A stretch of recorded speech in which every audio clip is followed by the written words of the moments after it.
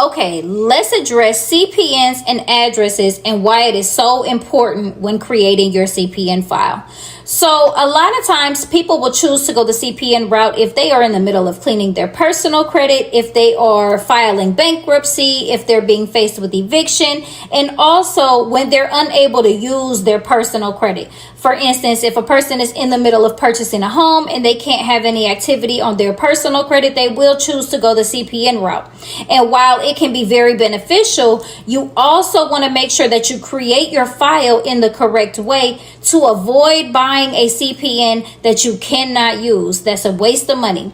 So the number one thing starts with your address. The address that you are choosing for your CPN file cannot be linked to your old credit file in any type of way. So that means no family, nowhere you've ever received a mail at, no one that you have ever used as a rep, no immediate family. Now, if you are purchasing your CPN package or creating your CPN with the intentions on obtaining a rental property such as an apartment or a house, then my suggestion would be to use an address off Zillow. So you go find an address that was a house that was just recently put up for sale, and you use that address while creating your CPN. That way, when you get your rental property, your address will now turn into that one, so you don't have to worry about any issues of not receiving your mail or not being able to get to your mail because you're using it for your rental property. And once you move in, all of your mail will now go there.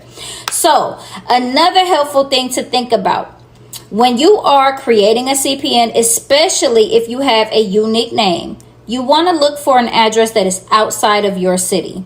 Yes, several people have the same name, same date of birth, but it's not as often that they have this in the same city.